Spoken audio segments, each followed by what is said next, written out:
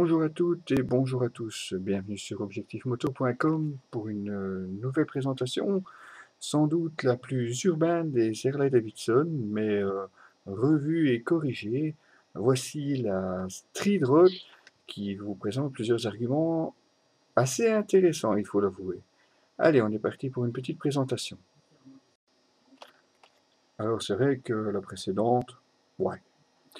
Mais celle-ci a un petit garde-boue à l'avant, une tête de fourche, un guidon dragster, des rétros en bout de guidon. Ouais, elle a quand même un petit look assez sympa, surtout ici en noir. Bon, en gris, ça va encore. Le vert, par contre, j'ai un petit peu plus mal. Une des premières modifications intéressantes sur cette nouvelle Street Rod, c'est son moteur High Output Revolution X qui vous offre 20% de puissance en plus et 10% de couple en plus aussi, soit 65 Nm. Si ça ne vous dit rien, moi je peux vous dire, on sent nettement la différence, elle avance quand même pas mal la petite.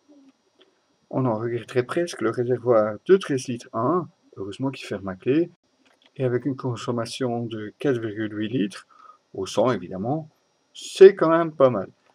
Un moteur qui vous permettra d'évoluer en ville sans problème, mais pas que. Hors de la ville aussi, il tire son épingle du jeu, et c'est plutôt plaisant.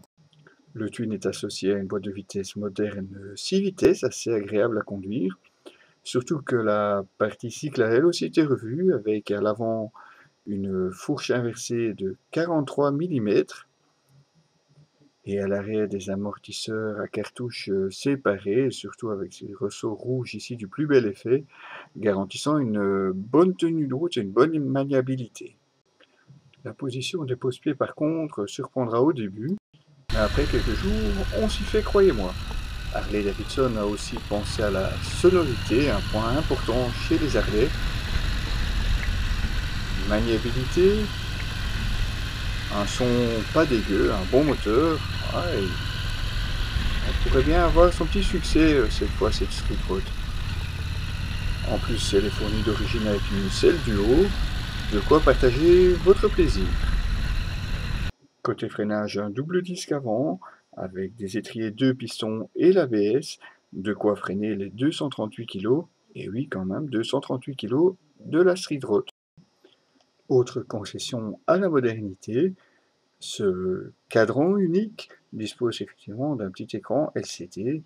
Bon, il faut venir appuyer là sur le bouton pour changer les informations, mais vous pouvez même avoir le rapport engagé et les tours minutes. C'est toujours pratique pour un débutant, non? Alors annoncé à 8400 en noir et 8670 € en couleur, pour la Belgique s'entend, aura-t-elle plus de succès que la première Street 750? Oui, oui, on le pense, parce que franchement, elle a de solides arguments à faire valoir. Bon, évidemment, elle aura dur à faire face au Sportster, mais c'est pas mal comme entrée de gamme chez Harley-Davidson. Nous, on a. Retrouvez l'article complet de cette Street Rod sur notre site www.objectifmoto.com. À très bientôt.